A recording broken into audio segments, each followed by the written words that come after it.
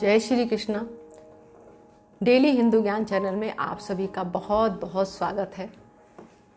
अभी सावन का जो आखिरी पूर्णमासी आती है, सावन का महीना जिस दिन समाप्त होता है, उस दिन रक्षाबंधन का त्यौहार मनाया जाता है। ये त्यौहार एक ऐसा त्यौहार है जो पूरे साल में एक ही बार आता है और बहुत ही बेसब्री से इसका इंतजार किया जाता है। तो ये राखी का त्यौहार क्यों मनाया जाता है और कब से मनाया जाता है, इस बारे में चर्चा करते हैं।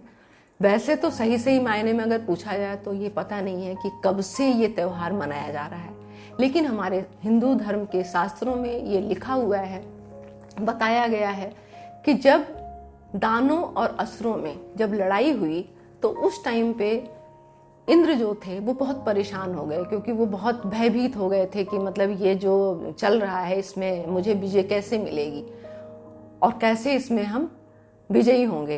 तो वो जब जाके ब्रह्मा विष्णु महेश उनके पास गए, बृहस्पति जी के पास गए, उन्होंने अपनी सारी बात बताई इस बारे में। तो बृहस्पति जी ने उनको बताया कि भाई, सुझाव दिया कि भाई कैसे इस चीज से हम लोग असुरों को पराजित कर सकते हैं। तो जो इंद्राणी थी, इंद्र की पत्नी, वो ये सब बातें सुन रही थी। उन्हें बहुत चिंता हुई अपने पति के बारे में कि अगर ऐसा हुआ तो इनकी रक्षा कैसे होगी। उनकी सुरक्षा को लेकर वो बहुत चिंतित हुई। तो उन्होंने, जो इंद्राणी थी, इंद्र जी की पत्नी जो थी, उन्होंने अपने पति को भगवान से प्रार्थना करके और एक शुभ मुहूर्त में उन्होंने भगवान से प्रार्थना की कि प्रभु मेरे पति की रक्षा करिए। इस तरह से करते हुए उनके हाथ में एक धागा बांधा और उसके बाद जब युद्ध हुआ तो युद्ध में इंद्र को विजय मिली। तो ये भी एक कथा है जिससे परंपरा बनी आई कि तब से ये त्योहार के रूप में मनाया जाने लग गया, रक्षा के रूप में। उसके बाद और भी बहुत सारी कथाएं हमारे हिंदू धर्म में, हुमायूं को राखी बांधी गई थी। ये सारी चीजें इसलिए की गई कि भाई हमारी रक्षा हो। मेन जो रक्षाबंधन का त्योहार है, इसका जो मतलब है, वो बहन जो होती है वो अपने भाई के लिए शुभ कामना करती है कि मेरे भाई की लंबी उम्र हो, बहन भाई का प्यार हमेशा बना रहे, आजीवन बना रहे, जब तक हम दोनों जिंदा रहें, हम दोनों के बीच में अटूट प्यार रहे, कोई भी मनमुटाव, गलतफहमी या रिश्ते में दरार ना आए, और मेरे भाई की लंबी उम्र हो, इसकी तरक्की हो। और भाई जो होता है वो इसके बदले में बहन की रक्षा करने का वचन देता है, उसको वचन देता है कि मैं अपने कर्तव्यों का बहुत अच्छी तरह से पालन करूंगा आजीवन।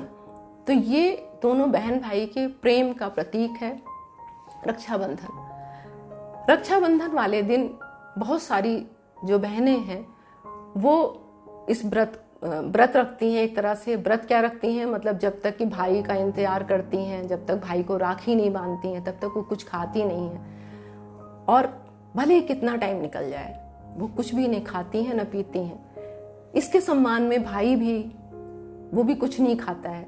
तो रक्षाबंधन वाले दिन सुबह स्नान करने के बाद शुभ मुहूर्त में राखी बांधी जाती है। बहन नहा धो के तैयार होती है, राखी का थाल सजाती है, उसमें कुमकुम, चावल, मीठा और दिया, जोत होती है वो लगाई जाती है उसमें बहुत, और राखी भी रखी जाती है। सबसे पहला काम जो होता है, घर में भगवान की पूजा की जाती है। भगवान से ये प्रार्थना करती है बहन कि आज का दिन जो शुभ दिन है, प्रभु आपकी कृपा से मेरे भाई की लंबी उम्र हो और ये इसके जीवन में कोई भी किसी तरह की कोई परेशानी नहीं आए, ये दिन प्रतिदिन तरक्की करे, इसकी खुशियां बढ़ें, ऐसी मंगल कामना करती है। राखी जब भी बांधी जाती है वो शुभ मुहूर्त में बांधी जाती है और भगवान से प्रार्थना करके ये सब चीजें मांगी जाती हैं। तो ये इसी दिन बांधी जाती है, शुभ मुहूर्त में बांधी जाती है। इसका सबका यही कारण है कि जब भी कोई काम हम शुभ अच्छी कामना से करते हैं तो वो शुभ मुहूर्त में, कभी व्रत किया जाता है, वो कोई भी व्रत हो, गणेश चतुर्थी का व्रत हो, करवा चौथ का व्रत हो, कोई भी व्रत होता है, वो शुभ मुहूर्त में पूजा अर्चना की जाती है। तो जब शुभ मुहूर्त में हम कोई चीज करते हैं तो उसका फल हमें शुभ मिलता है, इसलिए ऐसा किया जाता है। अक्सर आप लोगों ने देखा होगा राखी वाले दिन ये भद्रा नक्षत्र आ जाता है तो उसमें राखी वर्जित हो जाती है। जितने टाइम की भद्रा लगती है उस टाइम राखी नहीं बांधी जाती, क्योंकि भद्रा में कोई शुभ काम नहीं किया जाता है। तो ये जो बातें थी कि राखी मनाने का जो पर्पस था वो यही था कि शुभ मुहूर्त में रक्षा कवच बांधा जाता था। जो गुरु और शिष्य की गुरुकुल की परंपरा होती थी उसमें भी ये परंपरा बहुत बरसों से चली आई, जो कि आज भी गुरु शिष्य एक दूसरे को वहां पर जो गुरु को बांधते थे, राखी बांधी जाती थी, गुरु जो होता था शिष्य को बांधता था।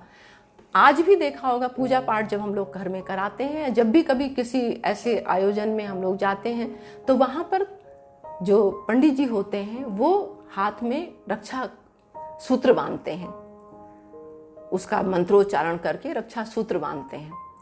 तो इसका मतलब यही है कि आपकी रक्षा हो, भगवान आपकी रक्षा करें। कहते हैं जिस हाथ में ये रक्षा सूत्र बंधा होता है उसकी कभी अकाल मृत्यु नहीं होती है, उसके ऊपर कोई मुसीबत नहीं आती है। अगर कुछ ऐसा होता भी है तो भगवान उसकी रक्षा करते हैं, वो बच जाता है इन मुश्किलों से। तो इसलिए इन सब चीज़ों का बड़ा महत्व होता था।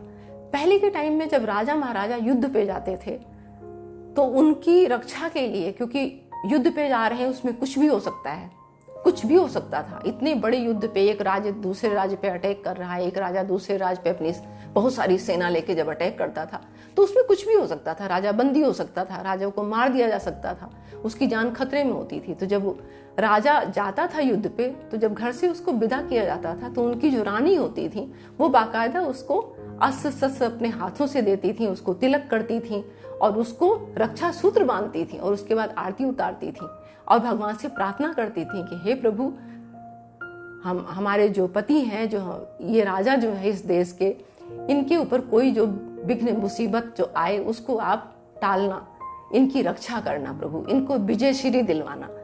और जब राजा इस शुभकामना से उनको भेजा जाता था तो वो विजयी होके आते थे। तो ऐसा नहीं था कि खाली ये बहन भाई इस त्योहार को मना सकते हैं, आप रक्षा आपकी कोई भी कर सकता है। वो वचन देना जो एक तरह से जो बताया आपको ना कि रक्षा कवच है, रक्षा सूत्र जो बांधा जाता है, इसका मतलब ये है कि आपकी रक्षा हो, भगवान से प्रेयर की जाती है। अब ये बरसों बरस, पता नहीं कितने हजारों साल, मतलब हम लोगों के जो पुराणों में लिखा हुआ है, ग्रंथों में लिखा हुआ है, उस टाइम से ये परंपरा चली आ रही है। लेकिन आज की डेट में इसके मायने काफी हद तक धीरे धीरे समय बीतता जा रहा है, चीजें बदलती जा रही हैं, लोग उस हिसाब से तीज त्योहार रीत रिवाज उसमें भी उसकी भी परिभाषा धीरे धीरे चेंज होती जा रही है। आपको एक और कहानी बताते हैं कि बहन भाई का प्यार क्या होता था, ये प्रेम क्या होता था। इसके बारे में आपको एक और बात बताते हैं जो भगवान ने खुद इस जनमानस को संदेश दिया था। कृष्ण भगवान जब वो शिशुपाल को मारने के लिए युद्ध में वहां पर रथ में थे अपने, तो रथ का पहिया जब उनके उसमें प्रॉब्लम आ गई थी उसको निकाल, तो वो ठीक करने लग गए थे, तो उनकी उंगली में चोट लग गई और बहुत ज्यादा खून उसमें से निकलने लग गया। तो द्रौपदी जो थी, उन्होंने जब ये हालत उनकी देखी तो उनसे रहा नहीं गया, क्योंकि जब इंसान किसी को प्यार करता है ना, उससे प्रेम करता है, तो वो उस टाइम पे कुछ नहीं सोचता है। उसको ये लगता है कि ये जो इसका दुख है, ये तकलीफ है, इसको मैं कैसे ठीक करूं। उसके मन में ये भाव होते हैं कि मतलब कुछ भी हो, कैसे भी ये चीज बिल्कुल ठीक होनी चाहिए, मैं क्या करूं इसके लिए। तो द्रौपदी के मन में भी ऐसे ही, जब उनकी उंगली में चोट देखी और रक्त का प्रभाव देखा, निकलते हुए देखा, तो वो बिल्कुल बेचैन हो गई और उन्होंने एक सेकंड नहीं लगाया। जबकि औरतों को अपने जेवर से, अपने गहनों से, अपने कपड़ों से, ऐसा कहते हैं उनको बहुत लगाव होता है, वो किसी को जल्दी देती नहीं है, इतना प्यार होता है उन सब चीजों से। लेकिन द्रौपदी ने अपनी रेशमी साड़ी को एक सेकंड नहीं लगाया, उसका पल्लू पकड़ा और तुरंत फाड़ के, और उसको, उस कपड़े को उन्होंने, उस चीर को जो था वो उनकी उंगली में कस के बांध दिया, क्योंकि उनको कुछ समझ नहीं आ रहा था उस टाइम, वहां कुछ था भी नहीं। तो जो कृष्ण भगवान थे वो द्रौपदी को ऐसे निहारते रहे, उसका प्यार, उसका अपनापन, निस्वार्थ प्यार जो होता है, प्रेम, वो कृष्ण भगवान देख के बिल्कुल ऐसे उनके दिल को छू गया। ये बिल्कुल ऐसे हो गए वो कि वाह, मतलब ऐसा प्यार। तो जब कोई इस तरह से प्यार करता है तो दूसरा जो होता है ना, वो सोचता है इसको क्या करूं, अब इसके बदले में मैं क्या कर दूं, जो मतलब इतना ऐसे हो जाता है कि मतलब इसके बदले में मैं क्या दे दूं, क्या कर दूं। तो वो देखते रहे ऐसे। फिर वो इतने प्रसन्न हुए तो द्रौपदी से उन्होंने कहा कि मैं तुम्हारे को क्या दे सकता हूं, मांगो, तुम्हें क्या वर चाहिए, क्या लेना चाहती हो, क्योंकि भगवान थे, वो तो सब कुछ दे सकते थे। लेकिन द्रौपदी जो थी वो किसी कारण से, किसी लालच में ये सब कुछ उन्होंने नहीं किया था। उनका जो प्यार था, उनका जो प्रेम था, वो निश्चल था, निस्वार्थ था। तो जब निस्वार्थ भाव से किसी के लिए कुछ किया जाता है तो बदले में उसके कुछ भी नहीं ले सकता आदमी, ना कुछ चाहत रखता है वो।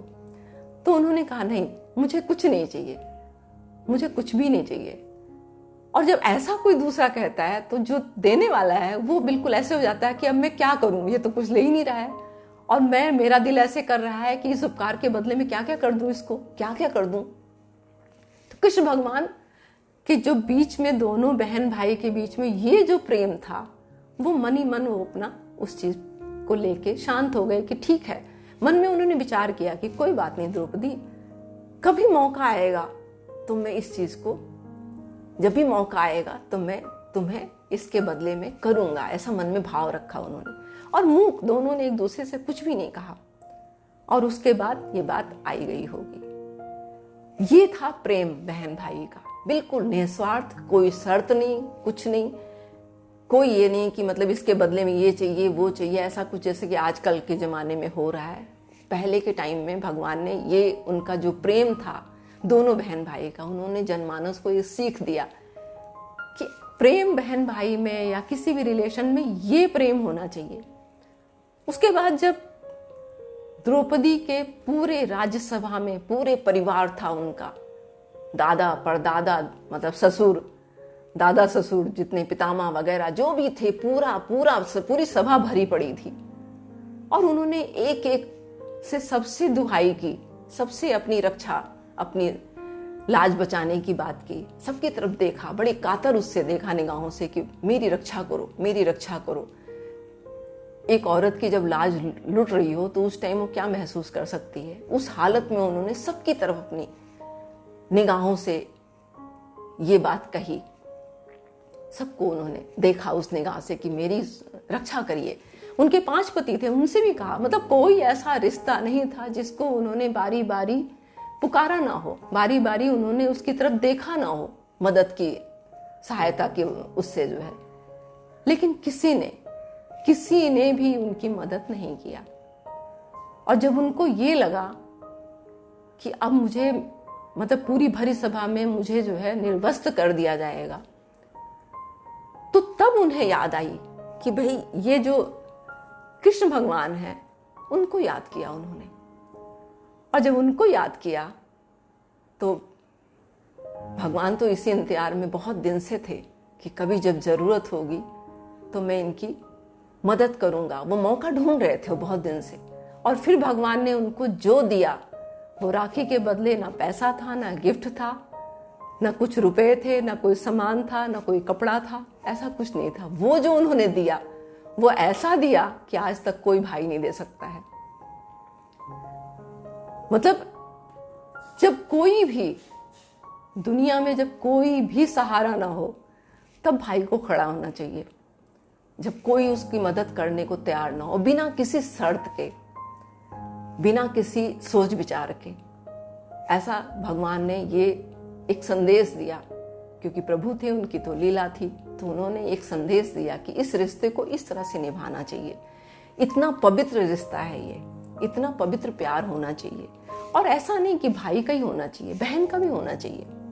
बहन भाई दोनों के बीच में माँ बाप जब खत्म हो जाते हैं तो सबसे नजदीकी रिश्ता जो होता है वो बहन और भाई का ही होता है। क्योंकि परिवार में माँ बाप होते हैं, घर में आजकल के ज़माने में, पहले तो दादा दादी और भी बहुत सारा परिवार होता था, लेकिन आजकल तो बहुत छोटे छोटे परिवार होते हैं। माँ बाप होते हैं, माँ बाप के ना रहने पे वो जिम्मेदारियां भाई के ऊपर आ जाती हैं। एक पिता वाली जो जिम्मेदारी होती है वो भी भाई के ऊपर आ जाती है, और एक बहन के ऊपर माँ की जिम्मेदारी आ जाती है। तो ये रिश्ता जो है वो एक दिन का नहीं है कि खाली राखी बांधी, बस साल भर में एक दिन त्योहार आया उस दिन हमने राखी बांधी। बहुत लोगों को तो ये भी नहीं पता है कि राखी मुहूर्त में बांधी जाती है। वो तो सुबह से शाम तक कभी भी बांध लेते हैं। धीरे धीरे धीरे धीरे हमारे ही देश की ये परंपरा जो है, ये फेस्टिवल जो है, आज यहाँ पहुँच गया। क्यों? क्योंकि आजकल के जो बच्चे हैं उनको हम सही बातें बताते ही नहीं हैं, उसका महत्व बताते ही नहीं है। तो ज़रूरत है हमें कि आजकल की जो पीढ़ी है इसको हर त्योहार का महत्व भी साथ साथ बताइए आप कि क्यों मनाया जाता है और क्या कारण है, इसको किस तरह से मनाना चाहिए। तो जब उनको पता होगा, होता क्या है ना कि जब बच्चे छोटे छोटे होते हैं, बहुत छोटे छोटे बच्चे होते हैं, और जब हम माँ बाप उनको बिठा के और उनको बताते हैं आज राखी है, ये तेरी बहन है, इसको तुझे राखी बांधनी है, या तेरा भाई है, इसको भाई को राखी बांधनी है। तो जब छोटी सी बहन है या बड़ी बहन है उसको बताया जाता है भाई है, आज राखी बांधनी है, तेरा भाई है। तो भाई को उस टाइम वो कमाता नहीं है, कुछ नहीं करता है, तो माँ बाप जो होते हैं वो कहते हैं ले ये पैसा ले, इसको दे दे, अपनी बहन को ये नेक दे दे, ये नेक होता है, दिया जाता है। फिर थोड़ा और बड़ा हुआ तो उसको कपड़ा दिला दिया, कभी कोई गिफ्ट दिला दिया। लेकिन उसका महत्व क्या है, इस रिश्ते को एक्चुअल में किस तरह से निभाना है, ये बताना बहुत जरूरी है। क्योंकि धीरे धीरे उम्र के हिसाब से वो धीरे धीरे बड़े हो जाएंगे, और बड़े होने के बाद ये एक दिन का त्योहार नहीं है, ये दोनों के बीच में प्रेम, अटूट प्रेम, किसी भी स्थिति में कोई भी गलतफहमी नहीं आनी चाहिए। किसी के, आपके दोनों के बीच में इतना प्यार होना चाहिए कि कोई गलतफहमी भी अगर डालना चाहे या आए तो आपको एक दूसरे पे इतना भरोसा होना चाहिए कि वो सब एक किनारे हो जाए, कभी भी कोई मनमुटाव ना आए। अगर आपका रिश्ता मजबूत है तो कोई भी तीसरा इसमें इस रिश्ते को तोड़ नहीं सकता है। और ये दोनों को निभाना है, एक को नहीं, दोनों को निभाना है, क्योंकि रिश्ते दोनों तरफ से चलते हैं, एक तरफ से नहीं चलता है। अगर आप भाई कहीं देखने में आता है, कहीं भाई है वो बहुत प्यार करता है, भावनात्मक रिश्ता है ना, दिल से जुड़ा हुआ रिश्ता है, ये रिश्ता दिल से जुड़ा हुआ है। खून का तो रिश्ता है ये, क्योंकि एक ही माँ की औलादे हैं दोनों, तो खून का तो रिश्ता है ये। लेकिन भावनात्मक रूप से, क्योंकि एक टाइम आता है बहन की शादी हो जाती है, वो अपने घर जाती है, परिस्थितियां बदलती रहती हैं लाइफ में, और वो पहले तो इकट्ठा रहते थे, वो चीजें धीरे धीरे डिस्टेंस बढ़ जाता है, दूर हो जाते हैं, इतनी जल्दी जल्दी मिल नहीं पाते हैं, बहुत सारी बातें शेयर नहीं कर पाते। लेकिन भावनात्मक रूप से जब आप एक दूसरे से जुड़े रहते हैं तो फिर कोई भी बीच में मनमुटाव, दरार आपके नहीं आ सकती है। चाहे वो पैसा हो, चाहे वो कोई दूसरा बंदा हो, किसी की कही सुनी बातें हो, कोई भी चीज बीच में नहीं आनी चाहिए। दोनों को इस तरीके से इस बात को सोचना चाहिए और निभाना चाहिए। एक दिन का त्योहार नहीं है, एक दिन हुआ कि भी राखी बांध ली, उसका साल भर बीत गए जी, बस चलो जी अब अगले साल देखेंगे। आपको उस टाइम, जैसे कृष्ण भगवान ने उस टाइम पे मदद किया, ऐसे ही आजकल अब ऐसी तो है नहीं कि हाँ जी, पहले के जमाना होता था कि भाई ठीक है अटैक हो गया, दूसरे राजा लोग जो थे, राज्य से अटैक हो गया तो बहन की इज्जत खतरे में पड़ गई। आज भी है, आज किसी और तरीके से ये सब चीजें होती हैं। कुछ परिस्थितियां ऐसी होती हैं कि आप जो सब कोई नहीं कर सकते हैं वो आप कर सकते हैं। तो इस रिश्ते को इसी तरह से निभाइए। आजकल के दौर में इन चीजों को समझना बहुत जरूरी है। बहुत सारे लोग क्या करते हैं कि भाई इस रिश्ते को एक फेस्टिवल के तरीके से मनाते हैं। उनके लिए राखी का मतलब ये है कि ठीक है, हाथ में राखी बांधी, सब मना रहे हैं, सबके हाथ में बंधी है तो मेरे हाथ में बंधनी चाहिए।